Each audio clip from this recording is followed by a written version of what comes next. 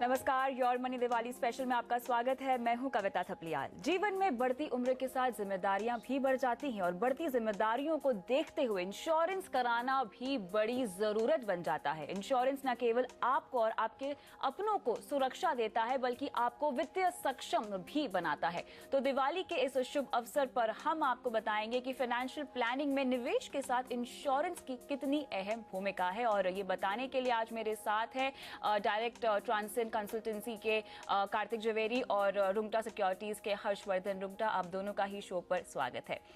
Insurance policy में सबसे अहम होता है लाइफ कवर लेना, जिसे हम टर्म प्लान भी कहते हैं। और अक्सर लोग इसे इन्वेस्टमेंट के नजरिए से देखते हैं और गलत पॉलिसी ले लेते हैं, लेकिन ये गलती आपसे फिर ना हो इसके लिए चर्चा की शुरुआत करते हैं यहाँ पर टर्म प्लान के महत्व के साथ ही। तो हर्ष, सबसे पहले समझना चाहेंगे कि टर्म प्लान लेना कितना जरूरी होता है। कविता, हम अगर समझें कि टर्म प्लान है क्या, तो ये ज़रूरी है कि पहले हम इंश्योरेंस के रिलेटेड जो कॉन्सेप्ट्स हैं वो क्लियर कर लें। मैं एक छोटा सा उदाहरण देता हूँ। एक गांव है जिसमें अबाउट 1000 पीपल, 1000 लोग रहते हैं। हर साल देखा गया है कि करीबन 10 लोगों की डेथ हो जाती है उस गांव में। उनके परिवार को बहुत ज़्यादा दिक्कत होती है क्योंकि फाइनेंशियली जो अर्निंग मेंबर है वो नहीं रहे हैं। और ये भी अनुमान लगाया जाता है कि हर परिवार के पास अगर 1 लाख रुपए हो, उदाहरण है ये, अगर 1 लाख रुपए हो तो उनके जो फाइनेंशियल प्रॉब्लम है वो नहीं रहेंगी। सो यही चीज को देखते हुए गांव के सरपंच अगर डिसाइड करते हैं, क्योंकि ये नहीं मालूम कि किन 10 लोगों की डेथ होने वाली है। सो वो कहते हैं कि जो 1000 लोग हैं, हर इंसान अगर 1000 रुपया साल के पहले ही जमा कर दें तो उनके पास एक 10 लाख का कॉर्पस बन जाएगा पंचायत के पास। अगर जो भी 10 आदमियों की डेथ होती है, उनके परिवार को उसी कॉर्पस में से 1-1 लाख रुपया दे दिया जाता है। बिल्कुल। सो अगर हम यही अरेंजमेंट देखें, सो इसमें जो 1000 रुपया है वो एक प्रीमियम हो गया। बिल्कुल। पंचायत जो है वो इंश्योरेंस कंपनी हो गई। जो 1000 लोग हैं जो कंट्रीब्यूट कर रहे हैं वो हो गए पॉलिसी होल्डर्स जी। और जिनकी डेथ होती है, जो 10 लोग हैं जिनकी डेथ होती है, वो हो गए जो उनको बेनिफिट्स मिलते हैं। और जो 10 लोगों की जो डेथ हो रही है आउट ऑफ 1000 पीपल, वो हो गया मोर्टेलिटी रेट। बिल्कुल। सो ये हो गया एक सिंपल अरेंजमेंट ऑफ इंश्योरेंस। ना इसी प्रकार टर्म इंश्योरेंस की हम बात करें, यही एक बेस है, यही कॉन्सेप्ट इंश्योरेंस का है कि हर इंसान, जो पूरी ऑल ओवर द कंट्री जो इंश्योरेंस कंपनीज अपनी पॉलिसीज बेचती हैं, all people by that policy. और जिनकी भी अगर कुछ हो जाता है तो उन्हें उनके परिवार को रुपए दिए जाते हैं फ्रॉम दैट कलेक्शन। अगर 10, यही उदाहरण में अगर 10 लोगों से ज्यादा डेथ हो गई किसी की, तो पंचायत को लॉस होता है, तो इंश्योरेंस कंपनी को लॉस हो रहा है। और अगर 10 लोगों से कम अगर लोगों की डेथ होती है तो प्रॉफिट होती है, तो जो इंश्योरेंस कंपनी रखती है। तो यही एक सिस्टम है, यही एक तरीका है एक प्योर इंश्योरेंस का। अगर किसी इंसान को अपना रियल रिस्क कवर करना है तो उन्हें टर्म पॉलिसी लेना जरूरी है अपने पोर्टफोलियो पे। कार्तिक, तो यहाँ पे तो हमने टर्म प्लान का महत्व समझ लिया, लेकिन अगर किसी को टर्म प्लान लेना हो तो कैसे लेना चाहिए? और ऑनलाइन टर्म प्लान का चलन आजकल बढ़ता जा रहा है, आपको क्या लगता है किस तरह से टर्म प्लान लेने का प्रोसीजर होता है और क्या लेना चाहिए? देखिए, मुख्य तो 2 ही तरीके होते हैं, जैसे कि हम सब जानते हैं कि एक तो होता है जो आप ट्रेडिशनल रूट जो एजेंट के जरिए हम खरीद सकते हैं, और दूसरा ऑब्वियसली ऑनलाइन रूट है। ऑनलाइन रूट में बहुत सारे फायदे हैं कि आप डायरेक्टली एज अ ग्राहक आप सीधा सीधा कंपनी से खरीद रहे हैं, तो सीधा सीधा खरीदने का बहुत सारा फायदा होता है। बीच में जितना भी डिस्ट्रीब्यूशन कॉस्ट होता है, जितने भी एसोसिएटेड कॉस्ट होते हैं, जो भी मार्जिन वगैरह होते हैं, वो सारे कम हो जाते हैं और इसी वजह से आपको टर्म प्लान बहुत ही सस्ते दाम पे मिलता है। कुछ ऐसी कंपनीज भी हैं जहां पे अगर आप कंपैरिजन करें तो ऑनलाइन का जो प्रीमियम होगा, समझिए 10 लाख के लिए अगर ऑनलाइन का प्रीमियम करीब 3,500 या 4,000 है, अगर वही चीज़ अगर आप एजेंट से लेते हैं तो 5,500 या 6,000 में मिलेगी। एक उदाहरण के तौर पे कुछ नंबर्स हैं। तो नेचुरली क्योंकि एजेंट आपको सर्विस दे रहा है तो वो सर्विसिंग कॉस्ट वगैरह सब उस पर लग जाते हैं। पर एक बार आप निश्चित कर लेते हैं कि आप ऑनलाइन का रूट ले लीजिए, उसके बाद में जो भी आप रकम चुन रहे हैं, जो भी सम एश्योर्ड की रकम चुन रहे हैं, उसके बेसिस पे जो भी कंपनी की गाइडलाइंस होंगी अंडरराइटिंग वगैरह की, उस प्रकार से आपको मेडिकल टेस्ट करना पड़ेगा या नहीं करना पड़ेगा, ये सब डिसाइड होता है। और उसके बाद कंपनी ही आपको गाइड देती है, 1 by 1 स्टेप बाय स्टेप आपको गाइडेंस देती है और आपका टर्म प्लान आपके पास इशू हो जाता है। सो ब्रॉडली तरीका बड़ा आसान है, ऑनलाइन फॉर्म फिलअप कीजिए और फिर उसके बाद कंपनी टेक ओवर कर लेगी और वो स्टेप बाय स्टेप आपको गाइडेंस देती रहेगी। कितने का टर्म प्लान लेना चाहिए, उसे कैलकुलेट करने का क्या तरीका है? देखिए तरीका ये है कि जो जितना आपका एसेट गैप है, यानी कि जो एसेट का अंतर है, जो संपत्ति का अंतर है, ये कैसे पता चलता है? समझिए अगर आपका मंथली एक्सपेंडिचर 25,000 रुपया है तो साल का हो गया 3 लाख रुपया, तो अगर 30 लाख रुपया मैं डिपॉजिट में डालूं तो मुझे 10% के हिसाब से 3 लाख रुपया मिल जाएगा। इन्फ्लेशन जोड़ लो तो इस अमाउंट को दुगना या 3 गुना कर लो, समझिए 90 लाख कर दीजिए। अब अगर 90 लाख मेरी इंश्योरेंस रिक्वायरमेंट बनता है तो उसके अगेंस्ट में मेरे पास कितनी संपत्ति है ऑलरेडी। समझिए मैंने जो भी इन्वेस्टमेंट किया है, फिक्स डिपॉजिट किया, अपने घर को हटा दो, अपने जेवरात को हटा दो, अपने घर, फैक्ट्री, ऑफिस, वो सब हटा दीजिए। उसके बाद जो पैसा बचता है वो आपकी संपत्ति। तो ये 90 लाख में से अपनी संपत्ति हटा दीजिए, समझिए वो 20 लाख की है, तो 90 माइनस 20 तो 70 इज द आंसर। तो 70 के आपको टर्म इंश्योरेंस चाहिए। साथ ही साथ अगर आपके पास कोई लोन्स हो या होम लोन्स ले रखी हो, कोई कार लोन्स ले रखी हो, तो उसका बर्डन आपकी फैमिली पे ना जाए, कुछ अनफॉर्चुनेट हो जाए या आपकी मृत्यु हो जाती है, ऐसा कुछ होता है तो वो सारा बेनिफिट जो है इंश्योरेंस कंपनी देगी, वो सीधा सीधा आपके लोन्स चुका देगी जी। तो एक तो अपना एसेट गैप कवर कीजिए और दूसरे जो इतनी अपनी लायबिलिटीज है वो कवर कर सकते हैं आप। बिल्कुल, ये तो बात हुई प्योर टर्म प्लान की, लेकिन हर्ष, एंडोमेंट प्लान्स लोग ले लेते हैं टर्म प्लान समझकर, गलती से कई बार हमने देखा ऐसे केसेस सामने आए हैं। तो एंडोमेंट प्लान, एक तो सबसे पहली बात समझना चाहेंगे होता क्या है और बेहतर क्या है, टर्म प्लान लेना या एंडोमेंट प्लान लेना? देखिए, अगर हम यही एग्जाम्पल जो हमने अभी बात की थी, विलेज की बात जो की थी, इसमें पंचायत एक और ऑप्शन दे देता है आपको कि अगर डेथ नहीं होती है तो जो आपने 1,000 रुपया भरा है वो 10 साल बाद हम आपको जो आपने 10,000 रुपया भरे हैं, हम आपको उसके साथ में थोड़ा प्रॉफिट मिला के वापस भी कर देंगे आपके। तो ये जो एलिमेंट है जिसमें रिस्क कवर एक एलिमेंट हो गया और प्लस एक सेविंग्स एलिमेंट हो गया कि अगर नहीं कुछ होता है तो हमें कितना पैसे वापस मिलेंगे। तो अगर यही एग्जाम्पल हम देखें तो इसमें जो सेविंग्स एलिमेंट अगर हम ऐड कर दें तो वो हो गया एंडोमेंट पॉलिसी। अब एंडोमेंट, ये तो हम एकदम बेसिक्स की बात कर रहे हैं, लेकिन अगर रियलिटी में हम देखें तो बहुत सारे कॉम्बिनेशंस होते हैं। इसमें आपके पास एक्सीडेंट के ऑप्शंस होते हैं, क्रिटिकल इलनेस राइडर्स के ऑप्शंस होते हैं। तो एंडोमेंट प्रोडक्ट अगर हम बात करें तो एक पैकेज्ड प्रोडक्ट है जिसके अंदर हम फीचर्स इनबिल्ट होते हैं। एज अ पॉलिसी होल्डर उनकी रिस्पॉन्सिबिलिटी प्रीमियम भरने तक होती है।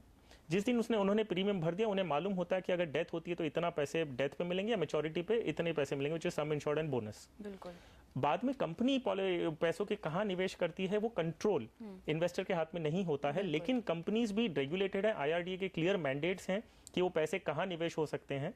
85% लगभग आपके डेट में होने हैं, जिसमें गवर्नमेंट सिक्योरिटीज, इंफ्रास्ट्रक्चर सेक्टर हो गया, बॉन्ड्स हो गए, रेटेड बॉन्ड्स हैं। सो उनका भी एक रेगुलेशन है और उसके रिटर्न्स जो आते हैं वो कॉमन पूल में आता है, जो बाद में पॉलिसी होल्डर को बोनस के रूप में दिया जाता है। जी जी जी। तो ये तो बात हुई यहाँ पर एंडोमेंट प्लान की। यूलिप्स समझना चाहेंगे कार्तिक आपसे। यहाँ पर अक्सर हमने सुना है कि लोग यूलिप खरीद लेते हैं इन्वेस्टमेंट समझकर, इंश्योरेंस में पैसा डालने की सलाह जो हम हमेशा कहते हैं कि आपको नहीं करना चाहिए। यूलिप में आके लोग फंस जाते हैं कई बार, बहुत ज़्यादा हाई प्रीमियम उन्हें भरना पड़ता है, बाद में निकलने की सोचते हैं। तो यूलिप्स किन कारणों में आपको खरीदनी चाहिए और कैसे उसका फ़ायदा उठाया जाए? देखिए, यूलिप्स में और इंडोमेंट प्लान में फ़र्क सिर्फ ये है कि इंडोमेंट प्लान में गवर्नमेंट आपको कहती है कि जो पैसा आपको मिलता है उसका कैसे आपको निवेश करना है, जबकि यूलिप प्लान्स में जो भी मैं प्रीमियम इंश्योरेंस कंपनी को देता हूँ वो इंश्योरेंस कंपनी को मैं खुद बताता हूँ कि मुझे किस टाइप का जोखिम लेना है, मुझे किस टाइप का इन्वेस्टमेंट करना है, क्या मुझे पूरा अपना पैसा मार्केट में लगाना है या पूरा पैसा मुझे बॉन्ड फंड में लगाना है, क्या करना है मुझे इस पैसे का। तो ये जो गाइडलाइंस होती है वो इस तरह से आपको फ्रीडम दी गई है कि आप चाहे उस तरह से उसको इस्तेमाल कीजिए। अब जब 10 साल पुरानी बात करें, जब ये शुरुआत हुई थी यूलिप्स की और ट्रेडिशनल प्लान्स की, तो करीब करीब इसके कमीशन सेम्स थे। अब ट्रेडिशनल प्लान्स में आपको दिखाई नहीं देता, पर यूलिप में आपको दिखाई देता है कि 25% 30% आपका पैसा कट गया है, यानी कि जो 100 रुपया आपने दिया उसमें से करीब 60-65 रुपया ही इन्वेस्ट हुआ है। तो दिक्कत वहां पे होती है। और फिर अगर आपने पैसा शेयर बाजार में लगाया हो और शेयर बाजार ने, जैसे कि आपको पता है, 4-5 साल में ज्यादा परफॉर्मेंस नहीं दिया, तो इसलिए सबकी बहुत सारी निराशा है यूलिप के साथ। बट अदरवाइज अगर यूलिप के चार्जेस बहुत ही कम हो, यानी कि म्यूचुअल फंड के कंपैरिजन में हो, ये साल की 1.5-2% या 2.25% का अगर वो चार्ज करें, तो यूलिप और म्यूचुअल फंड फिर एक लेवल पे आ सकता है और फिर उसका कंपैरिजन भी ठीक हो सकता है और उसमें आप इंश्योरेंस की भी एडेड बेनिफिट भी ले सकते हैं। तो as a concept of product ये एक अच्छा कॉन्सेप्ट है, पर ये प्रैक्टिकल इसलिए नहीं है क्योंकि उसके चार्जेस बहुत ज्यादा होते थे और अभी भी इतने चार्जेस ज्यादा हैं। तो सीधी सीधी बात है कि 100 रुपया आपने लगाया, अगर वो मार्केट में जा रहा है तो म्यूचुअल फंड के जरिए कीजिए। और दैट्स व्हाई हम कहते हैं कि इंश्योरेंस इन्वेस्टमेंट को मिक्स में नहीं करनी चाहिए। चलिए, ये तो बात हुई आपकी लाइफ इंश्योरेंस की, लेकिन आपकी हेल्थ इंश्योरेंस भी है बेहद जरूरी, जिस पर करेंगे चर्चा इस ब्रेक के बाद।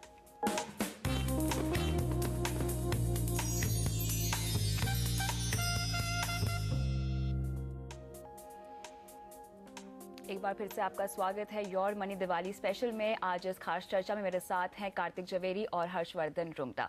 अक्सर हम ये सोचकर हेल्थ इंश्योरेंस नहीं लेते हैं कि हम स्वस्थ हैं तो हमें मेडिक्लेम की क्या जरूरत है, लेकिन मौजूदा समय में इलाज पर भारी भरकम खर्चों को देखते हुए हेल्थ इंश्योरेंस लेना जरूरी हो गया है ताकि जरूरत पड़ने पर पैसों के लिए इधर उधर ना भटकना पड़े। तो क्यों जरूरी है आपके लिए हेल्थ इंश्योरेंस, किस तरह की पॉलिसीज लेना होगा फायदेमंद, इसी पर अब करते हैं चर्चा। तो सबसे पहले हर्ष बताएं कि हेल्थ इंश्योरेंस में क्या क्या चीजें एक तो कवर होती हैं और किस किस तरह के हेल्थ इंश्योरेंस हैं। हेल्थ इंश्योरेंस कविता एक बहुत बड़ा ब्रॉड पर्सपेक्टिव है। उसमें 4 तरह की पॉलिसीज होती हैं। पहली है जो मेडिक्लेम, वो हो गई आपकी हॉस्पिटल एक्सपेंसेस रीइंबर्समेंट पॉलिसी। जो आपके हॉस्पिटल में खर्चे होते हैं वो आपको रीइंबर्स किए जाते हैं based on the terms and conditions of the policy. दूसरी है critical illness. Critical illness has nothing to do with mediclaim. उसमें उनके जो टर्म्स हैं वो ये हैं कि अगर आपको कोई प्री डिफाइंड एलिमेंट्स, जो मेजर एलिमेंट्स होती हैं, हार्ट अटैक हो गया, बाईपास हो गया या किडनी फेलियर हो गए, ऐसे लिस्टेड एलिमेंट्स होती हैं, अगर आप उन एलिमेंट से डायग्नोज होते हैं and if you survive 30 days या 60 डेज, जो भी उनका वेटिंग पीरियड होता है, एक लमसम अमाउंट आपके हाथ में दे दिया जाता है। उसे आपके मेडिकल एक्सपेंसेस से कुछ लेना देना नहीं है। उसका पर्पस ये है कि आप अगर ये एलिमेंट्स आपके साथ आप डायग्नोस होते हैं, आपकी अर्निंग कैपेसिटी कम होती, कमाने की जो क्षमता है वो कम होती है, तो वही चीज़ को रिप्लेस किया जा रहा है। तीसरी है सर्जरिकल बेनिफिट्स। ये बेसिकली है कि अगर अगेन प्री डिफाइंड एलिमेंट्स होती हैं जिनकी अगर सर्जरी आपको करनी पड़ती है तो कंपनीज एक लमसम अमाउंट आपको देती है to assist you in that surgery. ये भी मेडिक्लेम के खर्चों के ऊपर होती हैं। और फोर्थ एक है कि hospital daily cash benefit policies. ये है कि अगर आप जितने दिन हॉस्पिटल में भर्ती होते हैं, काफ़ी मिसलेनियस एक्सपेंसेस होते हैं जो मेडिक्लेम कवर नहीं करते हैं, तो ये एक डेली फिक्स्ड अमाउंट आपको हर दिन का दिया जाता है for the number of days आप जितने दिन हॉस्पिटल में भर्ती होते हैं। सो ये तो ब्रॉडर तरीके हो गए। कई पॉलिसीज आपको मिलेंगी जिनमें 2 कंबाइंड होते हैं फीचर्स, लेकिन जो हम बात कर रहे हैं अभी है वो है मेडिक्लेम की, which is hospital expenses reimbursement policy. इसमें आपको अलग अलग तरीके की मिलेंगी। जो है इंडिविजुअल मेडिक्लेम पॉलिसी, आप family floater as a word सुनते हैं। सो ये 2 अलग फीचर्स हैं जो एक इंसान को अपनी जरूरत के हिसाब से चूज करनी चाहिए। इसी को इलैबोरेट करते हुए कार्तिक समझना चाहेंगे कि इंडिविजुअल पॉलिसीज और ग्रुप पॉलिसीज में क्या फर्क होता है और कैसे इनको लेना चाहिए। देखिए, पहले ग्रुप की बात करते हैं। वो इसलिए कि ग्रुप पॉलिसीज कुछ इस प्रकार की होती है कि जो आप डायरेक्टली नहीं खरीद सकते। यदि आप किसी कंपनी में काम कर रहे हैं या आप किसी फैक्ट्री में एम्प्लॉयड है, तो आपके जो बाकी अन्य कलीग्स हैं उनके भी सर्कमस्टेंसेस करीब करीब आपके जैसे ही हैं।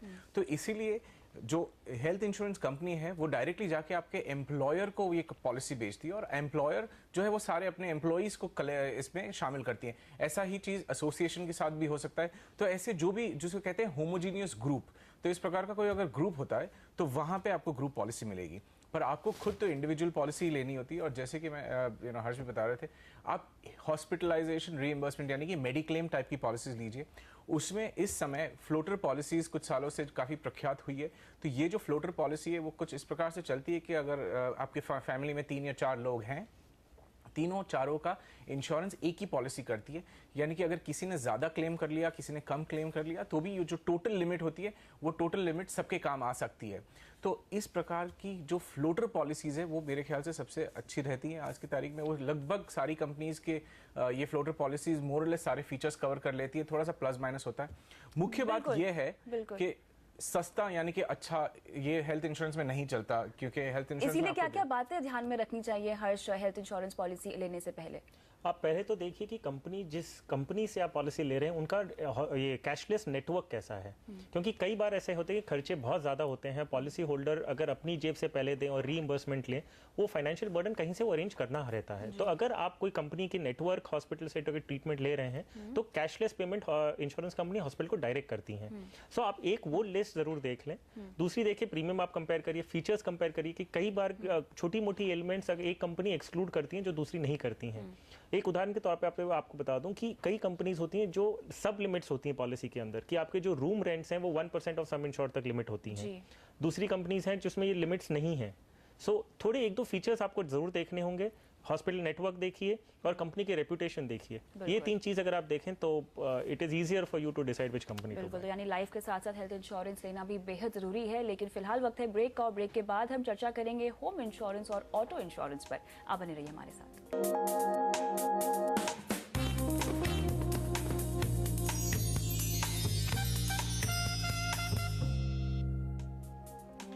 एक बार फिर से स्वागत है आपका योर मनी दिवाली स्पेशल में। आज इस खास चर्चा मेरे साथ हैं कार्तिक जवेरी और हर्षवर्धन रुंगटा। घर खरीदना किसी सपने के पूरा होने से कम नहीं होता। जब हम अपनी लगभग सारी बचत का इस्तेमाल घर खरीदने में कर सकते हैं तो जाहिर है इसकी सुरक्षा सबसे बड़ी प्राथमिकता होनी चाहिए और घर की सुरक्षा के लिए सबसे अहम भूमिका होती है होम इंश्योरेंस की। तो कार्तिक, सबसे पहले होम इंश्योरेंस कितना जरूरी है समझना चाहेंगे। अक्सर लोगों को पता भी नहीं होता होम इंश्योरेंस के बारे में, तो कैसे इसे लिया जाए और क्या क्या बातें ध्यान में रखी जाए होम इंश्योरेंस लेने से पहले? देखिए, होम इंश्योरेंस कुछ ऐसी चीज़ है जो एज ए रिक्वायरमेंट कंपलसरी नहीं है, एक ऑप्शनल चीज़ है, मगर ये अच्छी चीज़ है क्योंकि ये सारे जो आपके घर का जो सामान है, ग्लासेस है, टेलीविजन है, रेफ्रिजरेटर्स है, जितने भी आपके वाइट गुड्स वगैरह हैं, वो सारे इसमें इंक्लूड हो जाते हैं। तो ये वाइट गुड्स अपने आप में भी एक वारंटी के साथ आते हैं, बट अगर आपको ज़रूरत पड़े तो आप ये इंश्योरेंस पॉलिसीज़ के भी इस्तेमाल कर सकते हैं। बहुत सारे इंश्योरेंस और जो मॉर्गेज लेंडर्स होते हैं जो आपको होम लोन्स देते हैं, वो सारे लोग आपको इस टाइप का इंश्योरेंस लेने के लिए इंसिस्ट करते हैं। साथ ही साथ बहुत सारे लोग इसको कंफ्यूज कर देते हैं बिल्डिंग इंश्योरेंस में। तो वो बिल्डिंग फायर, वो तो जो बिल्डिंग लेगी वो अलग बात है। आप जिसे फोकस करना है, ये एक टाइप का अपने घर के अंदर जो सामान है वो उसके लिए, इसका प्रीमियम भी बहुत छोटा होता है और आप इसको एक साथ में 10 साल की टाइप की भी पॉलिसीज ले सकती हैं। तो ये बहुत ही मामूली से होती है, बहुत ही कम इसका प्रीमियम होता है, पर इसका फायदा आपको लॉन्ग टर्म में, अगर आपको पूरा एसेट नहीं मिलता है तो कुछ ना कुछ तो उसमें से आपको वैल्यू मिल ही जाता है। तो ये एक अच्छा आइडिया है जो आपको इम्प्लीमेंट करना चाहिए। ऑटो इंश्योरेंस यहाँ समझना चाहेंगे हर्ष आपसे, खासतौर से अगर फेस्टिव सीजन को ध्यान में रखा जाए तो कई तरह के ऑफर्स आ रहे हैं, कंपनियां फ्री इंश्योरेंस के ऑफर भी दे रही हैं, तो कैसे इसका फायदा उठाया जाए समझदारी से? पहली बात, मोटर इंश्योरेंस, अगर थर्ड पार्टी इंश्योरेंस की बात करें, वो mandatory as per motor vehicles act. अभी देखा जाए कि हम कॉम्प्रिहेंसिव लेते हैं कि ओन डैमेज इंक्लूड होता है कि अगर थर्ड पार्टीज अगर आपकी वजह से, आपकी गलती की वजह से या ना आपकी गलती नहीं की वजह से आपका कोई एक्सीडेंट हो जाता है तो सामने आपकी लायबिलिटी होती है, वो आपकी इंश्योरेंस कंपनी बेयर करती है। जो ओन डैमेज की बात होती है, आपकी गाड़ी को नुकसान हो रहा है तो उसका जो रिपेयरिंग कॉस्ट है या रिप्लेसमेंट कॉस्ट है वो इंश्योरेंस कंपनी अपनी पॉलिसी में कवर करती हैं। अब ये अगर आप अपने डीलर के साथ अगर ले रहे हैं, सो अगर फ्री, देखिए कुछ भी नहीं होता, ये विच इज़ वेरी क्लियर। सिर्फ ये समझना है कि जो पॉलिसीज़ हैं उनमें अलग अलग फीचर्स होते हैं। एक है बेसिक ओन डैमेज जिसमें डिप्रिसिएशन कवर नहीं होता है, और दूसरी टाइप की पॉलिसी जो जीरो डेप होता है, मतलब अगर कोई नुकसान होता है तो डिप्रिसिएशन का खर्चा नहीं काटा जाता। तो अगर कुछ भी फ्री मिल रहा है आपको, 100% आपको जीरो डेप पॉलिसी नहीं मिलती है। सो आप ये ऑफर्स के जरिए अगर आप ले रहे हैं तो शायद आपका बाद में नुकसान हो सकता है। जैसे कि आप अगर जीरो डेप पॉलिसी लेना चाहते हैं लेकिन आप फ्री के चक्कर में आपने नॉर्मल पॉलिसी ले ली, अगर आपकी गाड़ी का बम्पर टूट जाता है जिसका खर्चा अगर 20,000 रुपया है, सो डिप्रिसिएशन प्लास्टिक पार्ट्स पे 50% है। बिल्कुल। सो आपको जो रीइंबर्समेंट मिलेगा वो मिलेगा 10,000 रुपीज। सो उस समय आप ये सोचेंगे कि अगर मैंने खुद पॉलिसी लेती, मैं लिया होता तो मैंने जीरो डिप्रिसिएशन पॉलिसी लेती तो पूरा 20,000 रुपया रीइंबर्समेंट मिलता। सो फ्री के चक्कर में आप पॉलिसी के फीचर्स को निगलेक्ट नहीं कर सकते। आप फीचर्स कंपेयर करिए, किसी कंसल्टेंट जो आपके इंश्योरेंस एडवाइजर रहे हैं आप उनके साथ कंपेयर करिए कि दूसरी पॉलिसीज कंपेरेबल कितना है, और अगर फायदा, आप डीलर से डिस्काउंट ले लीजिए, उनसे कहिए कि मुझे डिस्काउंट दीजिए, मैं फ्री इंश्योरेंस नहीं चाहिए। तो यानी जांच परख कर ही आपको इस तरह की इंश्योरेंस पॉलिसीज लेनी चाहिए। तो चलिए, इंश्योरेंस के तमाम गुरु मंत्र देने के लिए आज आप दोनों का ही बहुत बहुत शुक्रिया। योर मनी दिवाली स्पेशल में आज के लिए इतना ही, लेकिन कल हम चर्चा करेंगे लोन पर। फिलहाल दीजिए इजाजत, नमस्कार।